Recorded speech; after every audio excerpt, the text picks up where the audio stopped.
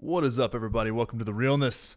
Back at you with another Hotline podcast, and we've got a good one for you today. I just peeped through these calls and made a few notes. We're covering things like confidence. We got some dating issues that I think are going to be really, really juicy, and then one wild card question at the very end. So if you're tuning into this for some rambunctiousness, then I would wait till the very end of this podcast for call number 3 because it's a doozy, and we're going to be endorsing. The Realness will be endorsing a new health and wellness practice that I think you're going to want to learn a lot about. So before we jump into the show, got to let you know that this show is brought to you by everything happening over at gettherealness.com.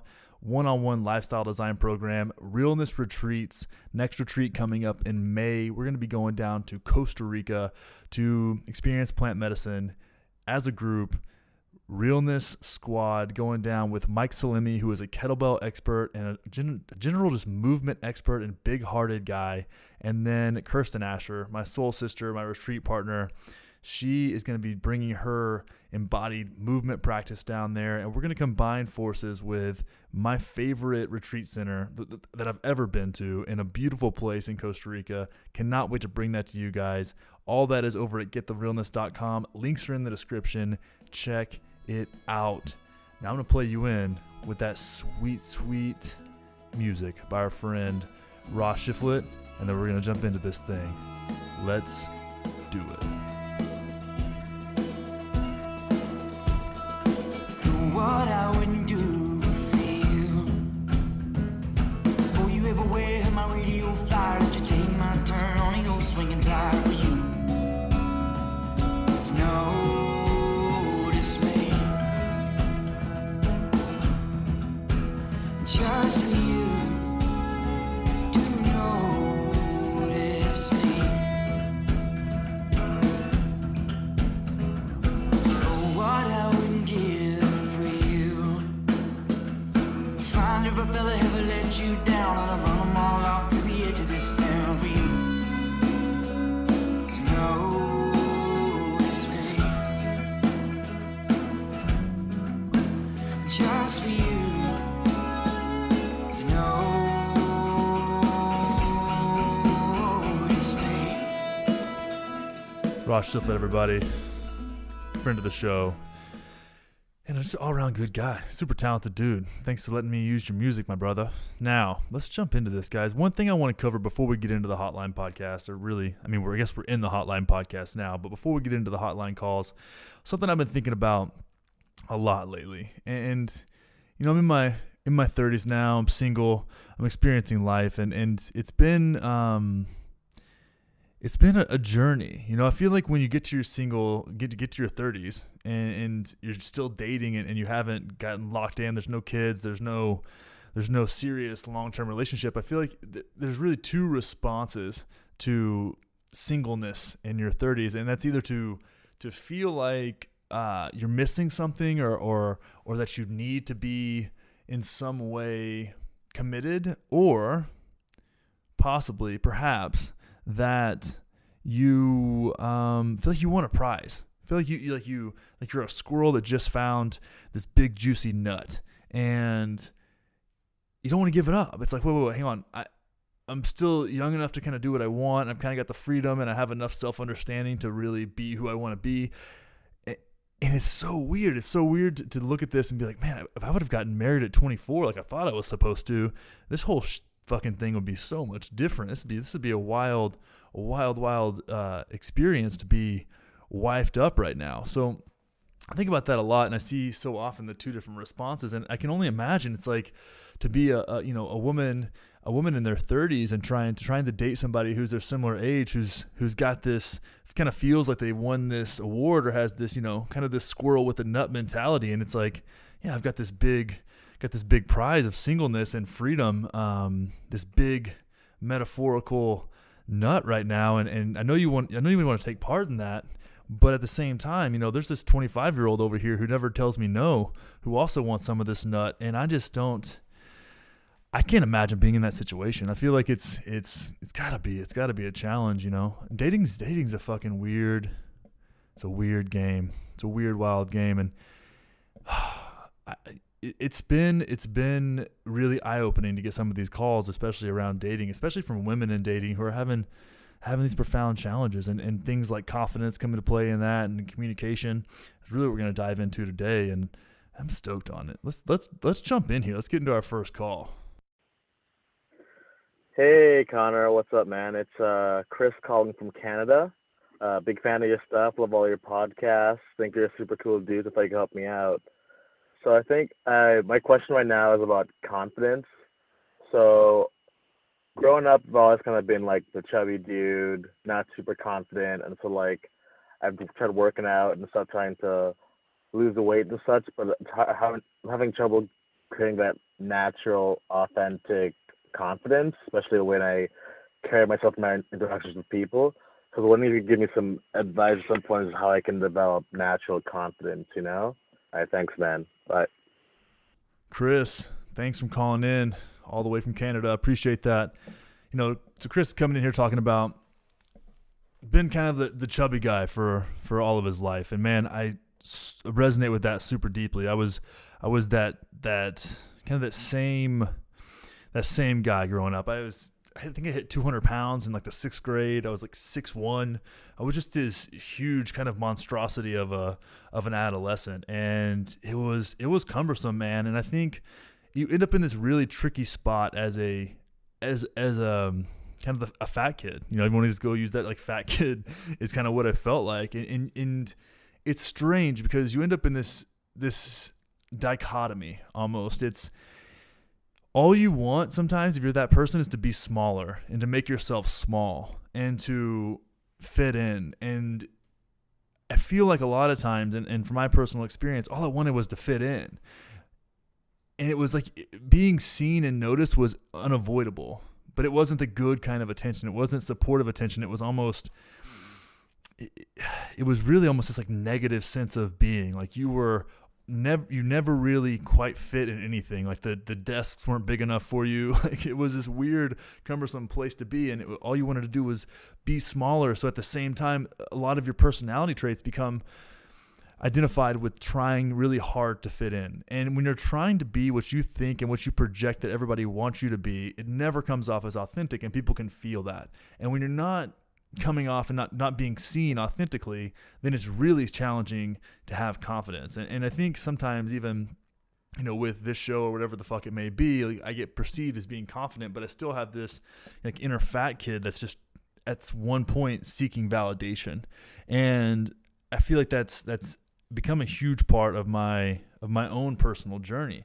So when you look at this and say, all right, if I can accept the fact that I haven't really truly been seen for who I am, I was seen as this character, this role, this story that I played out in most of my life. All right, so let's start there. And if you're like me, and I'm going to make the assumption and speak from my own personal experience, that you really tried very hard to fit in and weren't confident in that, and weren't noticed and weren't acknowledged for that, and weren't seen in that way, well, then you really don't have a lot of context on what it's like to be seen truly as you are.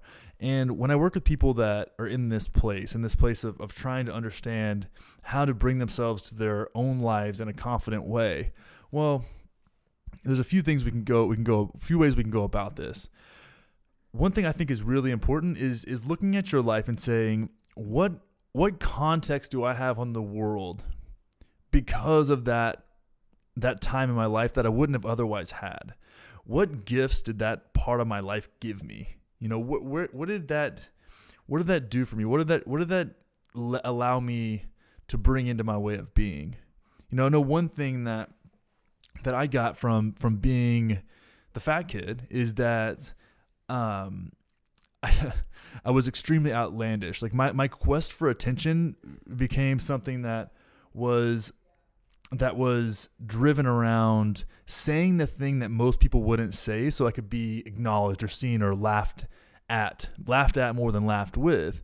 And over time was able to work with that into a place of a healthy relationship with that. But that took me years and years. So I look at this and be like, okay, well that was not necessarily a positive or empowering trait that I had early on in life, but now has become something that I can leverage to be more myself and since I've already gotten used to saying shit that's kind of out there and doing things like, I don't think I'd be doing this podcast without that experience in my life. Well, that's a bonus. That's I can leverage my experience and look at my experience and think, man, that's a fucking gift. Hell yeah. Okay, I've got that.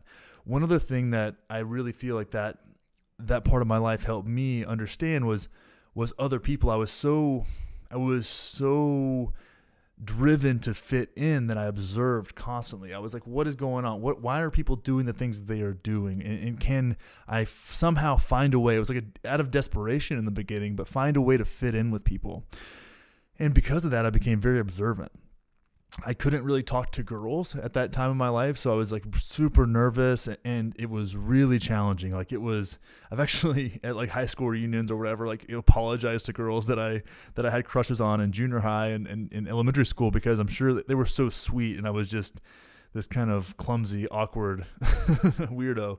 But looking at that, it's like I was in this place of just trying to understand how to be liked and why people liked other people. Like it was a really interesting place, and what that gave me is a really abundant gift, essentially, of observation and a fascination with human behavior that in my adult life, if I have a healthy relationship with that, I can bring that to the world. And that's something that I love. So it's leveraging that experience and looking at your own personal experience and thinking, what gifts did that experience give me?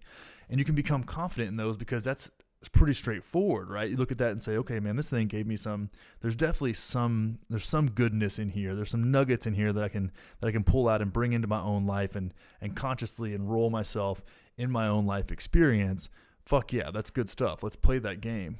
That's empowering, and that's becoming really well acquainted with who you are and why you are. Now, one thing that I think that a lot of people don't go into and don't want to look at because it may be perceived as negative, but I think one thing that can be very empowering when you're talking about confidence is getting really fucking clear on who you are not, right? If you can look at this and be like, I have, like, say, for example, you look at something like the Big Five aspect scale. So look at this and be like, all right, well, that ranks compassion, empathy, politeness, industriousness, and getting a really good understanding of yourself from your own perception or your own perspective, and say, okay, well, who am I not? Who am I not? And am I trying to be that to seek validation in some way? And understanding who you're not, it files those things away, right? It files it away. Like this, I'm actually not this person. I'm not, maybe I'm introverted and I'm just like, I'm not extroverted. So I don't, maybe I feel like I need to be extroverted because that was a way that I perceived social value or social currency, but I'm not, and that's fucking good. So then you can bring yourself back into alignment with yourself. So getting super clear on what life experience has given you that you value in your life experience now, and going forward in your self-expression, and then getting really clear on who you are not. And letting that go, because then that doesn't take your energy anymore. You've now put that in the category of I am not this, and that's great. And I can quit thinking about that. I don't think I should. Don't should yourself into thinking that that's your personality, and you end up in this phase of letting go. One practice that I find very impactful for my clients is this journaling practice, and I love longer form journaling. So take a journal that's 6x9 or something, like a normal size standard journal, and take on one page right at the top, what does my heart need? What does my heart need? Maybe you can even add, what does my heart need to feel seen? Right? Cool. And then write that out, full page. And then on the next page, what can I let go of? And when you start to understand, you can really literally create and see what you feel that your heart needs to be seen, and then follow that up directly with, what can I let go of? You really have a great context on where your energy should be invested. And once you know where to invest your energy and what feels good to you to be expressed through your life, well, then you've got a fuck ton of context, right? Now you know where you're investing yourself, right? And that's investing your energy, investing your time, investing your money sometimes. Like, those things are super crucial. So explore yourself. This is about reflection. This is about self-reflection and self-understanding.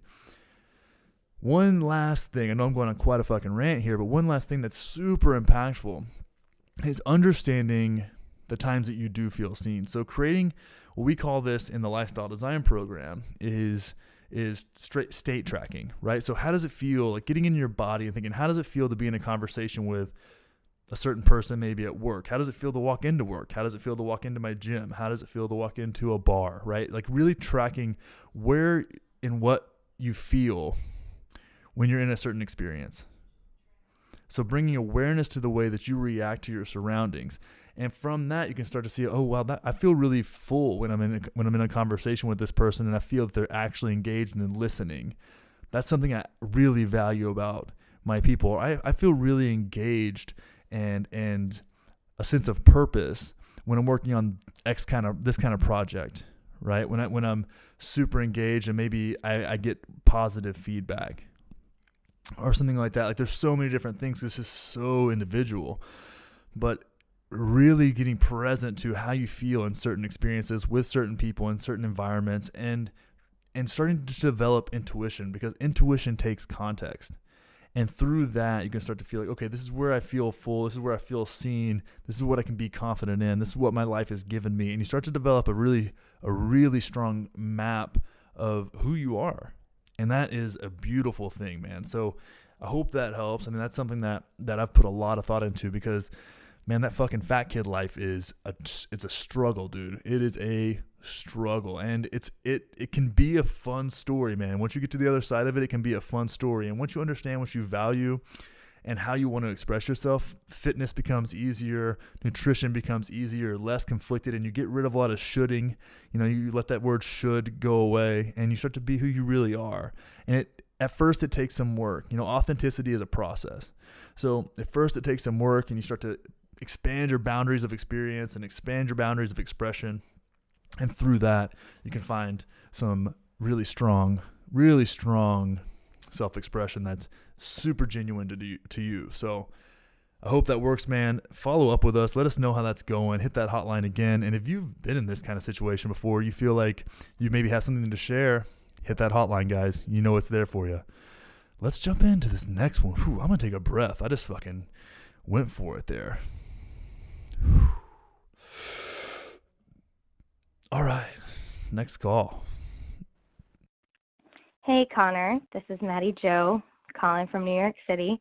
I just have a question about ways of communication in relationships. The way that I feel appreciated and loved is obviously through actions. That's big, but also words of affirmation is really important to me. And it's hard to communicate that to a significant other without coming off as like quote unquote needy, like needing them to like fill this insecurity that I have. It's not that, like, right? If you know anything about the love languages, it's just I want to know that they notice the things about me that I like about me. I want to know that they notice my best qualities, and I need to hear it from them, you know? And so I have had situations where I've tried to explain this to guys who are not super verbal in their expression, and they have received it pretty well, but then there's like no follow-up, right? So I'm just wondering, what is your take on that? Is it just like an incompatibility thing? I've made a request, it's not met. Okay, do I only go for men who are also words of affirmation or willing to fulfill that words of affirmation thing in my life? And does all of this sound ridiculous? I don't know. Okay, so that's my question. Hope it was clear. Okay, bye. Mattie Jo, thanks for calling in. And, I'm going to give a fair warning here. I think you guys might have got me a little fired up with this one. This is you got some strong topics today on the call-ins. Fucking A. All right, y'all. So here's the deal. In my experience, in my opinion, first thing I want to cover here, and just get this out of the way, the word needy. The word needy is such a fucking juicy word. Now, there's a difference in being needy, right, which is essentially high-level validation seeking, and feeling needed. I think wanting to feel needed is a very natural human expression. I think wanting to feel needed is something that's served our species and served us in so many ways. Feeling valued and appreciated for what we bring to the world is very important, especially in intimate relationships. But being needy, on the other hand, is something totally different, and I think it's important to discern that. Now, when dating, a lot of times, and let's just break down the love languages real quick. Now, the challenging question to ask here is, are you using the love languages, right? So words of affirmation, physical touch, whatever it is, right? Are you using the love languages to validate your own avoidance of true vulnerability? Is it possible that you're pigeonholing yourself into only receiving affection in this way to avoid being truly vulnerable? That's kind of the sense that I get here, is that, and maybe it's not you, but I've definitely seen this a lot of times when you take a fucking personality test and then you use the results of the personality test to then avoid responsibility for allowing yourself to be open to new experiences. So one thing that I like to explore when it comes to something like this, where it's a repeated challenge. So if this has happened several times, the most important thing to understand, if something is happening several times through the context of romantic relationships or connection or relationships to people or friend groups or jobs, and it's happened in various different settings, but it seems very similar and it feels very similar, then you are the common denominator, right? So you need to take ownership of that and take ownership of your ability to create your own experience. So that means radical ownership, understanding that maybe it's you, right? Maybe it's you.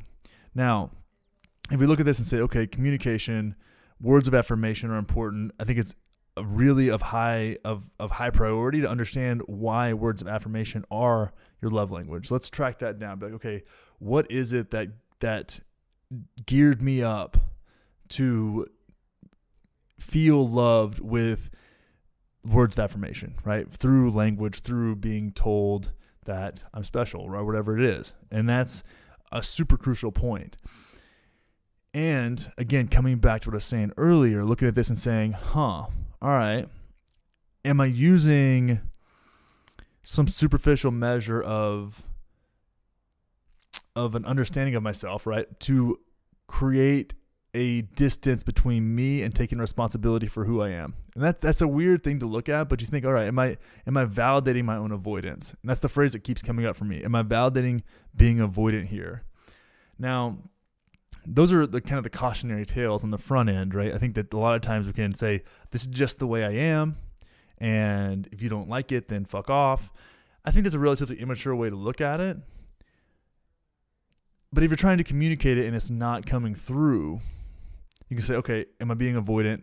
And was there some kind of conditioning in my life? Did somebody model poor communication and essentially, I don't want to use the word victim, but I kind of do, like, these people are wrong and not showing me appreciation, right? Is someone modeling that in your life? Is there someone in your close proximity for a long period of time who consistently didn't feel appreciated and maybe was passive aggressive about it, right? Maybe, possibly, potentially a mother or a father or fill in the blank, right? Someone who's like, maybe. Now, maybe that may not be the case. Now, the other possibility is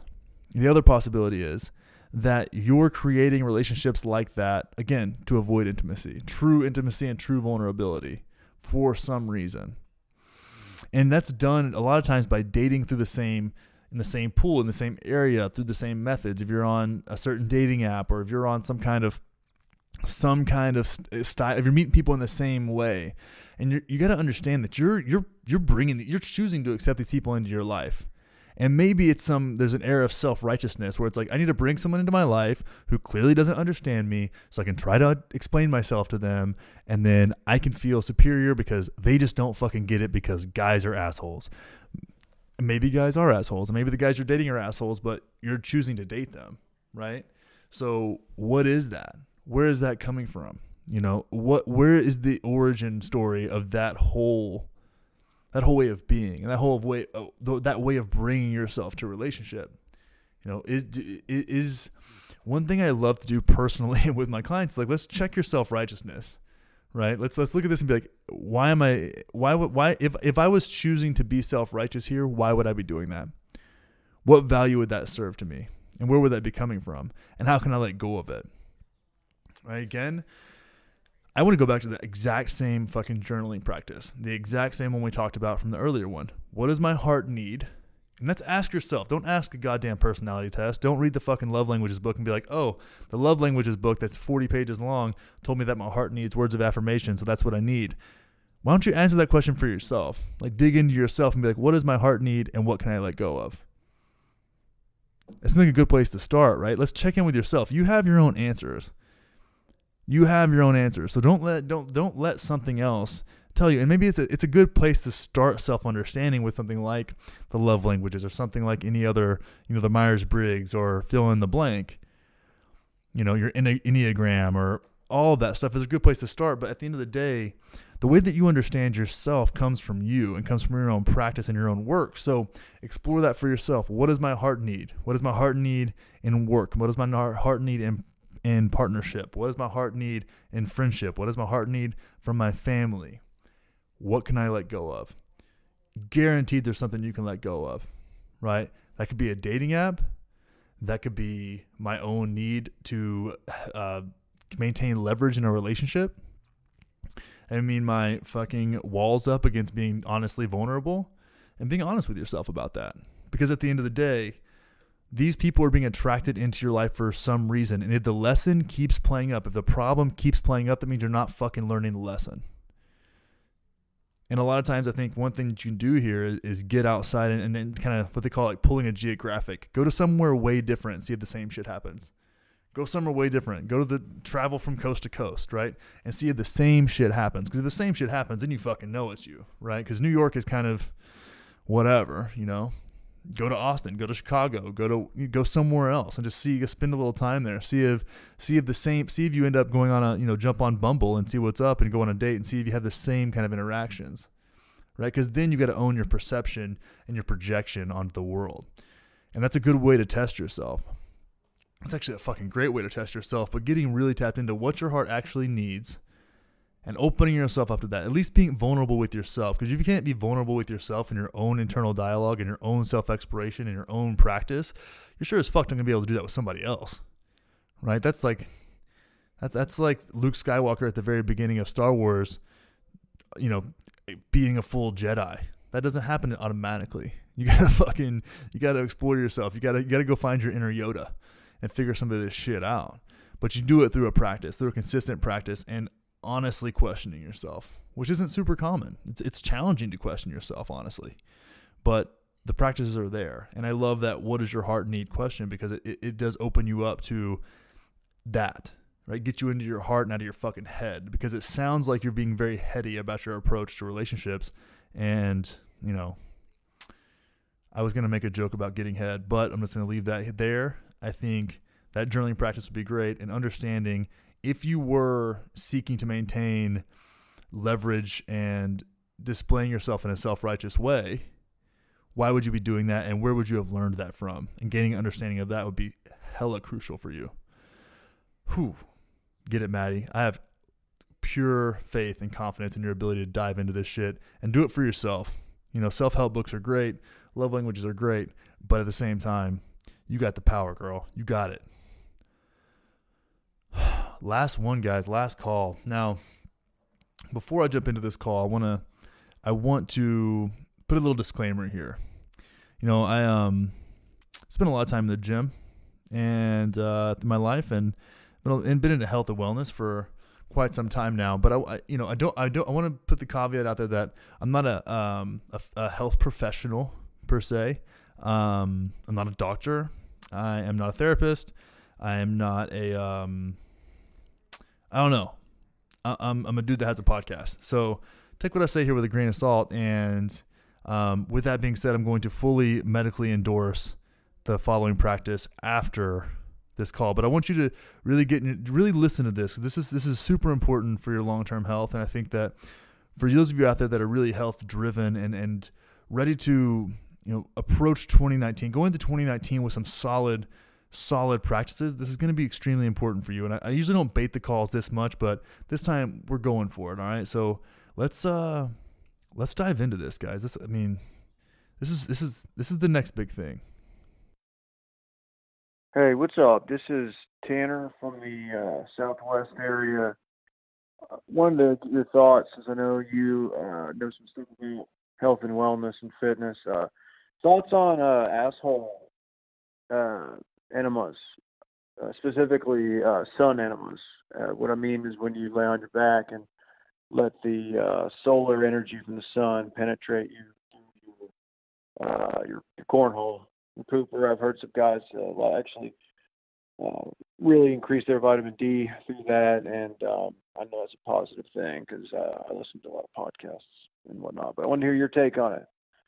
Thanks, Glenn. Thanks for what you do. All right, Tanner from the Southwest area, man, I appreciate that call. And I appreciate your relentless pursuit of health and wellness. This guy clearly has a good head on his shoulders. He's listening to a lot of podcasts. I'm assuming he's a big Joe Rogan listener, just from the tone of his voice and the energy that I feel listening to his call. So, Tanner, man, I did some heavy research here. And by heavy research, I mean that I Googled it and clicked on the first link that I saw and read about a third of the article. And with that level of research and the fact that I spent 12 minutes researching this, I'm ready to fully endorse Sunshine Asshole Enemas. Now, here's the thing, guys. Vitamin D is super important, right? Getting the D is of utmost importance for your life. And what I'm seeing here from this article that I kind of glazed over and somewhat read is that increased vitamin D levels have been shown to reduce the risk of inflammatory bowel disease, IBD. Now, of all the things you can get, there's several things I'd rather have than inflammatory bowel disease. So when you're talking about bowels, we're talking about butt stuff, right? We're talking about that downstairs region. We're the nethers, the nether regions where only the bravest go. Okay, so if it says here that sunlight exposure is associated with a reduced risk of inflammatory bowel disease, and Tanner over here, avid podcast listener and pseudo health and wellness experts talking about getting sun on your bunghole, I can't help but see a correlation between getting sun on your asshole and a reduced risk of inflammatory bowel disease. The correlation seems extremely strong. And with that information, I'm ready to fully endorse it. I think that I don't believe that I felt so strongly about a health and wellness practice, maybe in my life, maybe ever. We got a lot of guys out here talking about keto. We got a lot of cold plunge advocates. But at this point in time, I feel like that's all pseudoscience. I feel like the real missing link here is increased vitamin D levels by exposing yourself and being penetrated by the sun. So, with that being said, Tanner, I'm 1,000% with this. I'm going to bring this practice heavy into 2019. And I've even considered taking an ice bath while Wim Hof breathing, while intermittent fasting, in ketosis, with my asshole exposed to the sun. Those are all things. If I can knock all that out at one time, I think if I could do that on a daily basis, I really feel in my heart space that I would live to at least 247 years old. So the Realness fully endorses asshole sunshine, and I'm excited, man. I'm just really grateful for Realness Nation for reaching out and doing the work, exploring the world, and bringing information like this to the masses, because this is what it's all about. This is what the community's all about, and we're building a tribe here. So I'm excited. We might incorporate asshole sunshine time into the next Realness Retreat Costa Rica. So be looking forward to that, guys. That's Tanner. That's our last call, and I'm excited about it, guys. So I think that's it. I think that's all I've got to say, guys. I let it all out. I let it all fly that time. We're we're done. We're done with Realness Hotline podcast number 3. Again, these have been super fun, y'all.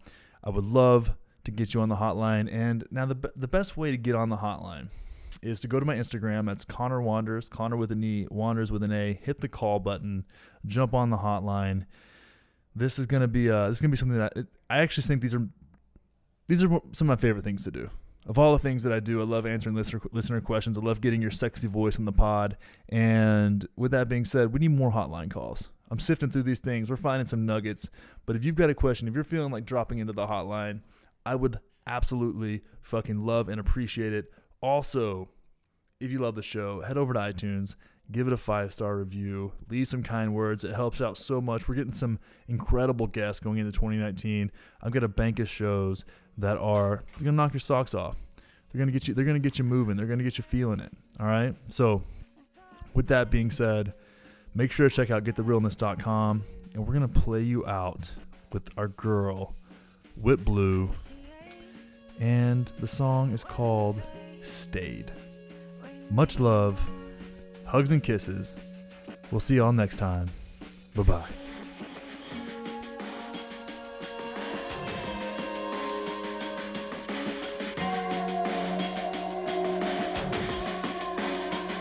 And there was no way that you could say no to me, because you wanted me so badly. I could see. If we can't stay together, then let's just stay the night. We don't need forever, 'cause right now feels so right. We've both seen the dark enough to know that love's the hard part. You look great at calling late, right around 4. I used to hate the way you made me feel like but there was no way that I could say no to you.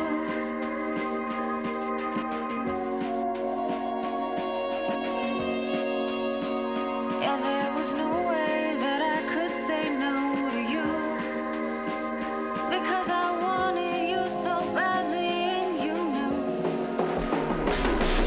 If we can't stay together, then let's just stay the night. We don't need forever, 'cause right now feels so right. We've both seen the dark enough to know that love's the hard part. I couldn't wait, and so I stayed outside your door. 'Cause I was numb and you were fun, and we were young and dumb enough to stay together. And words were light and nights were long. We were young and dumb enough to stay together. Can we stay together?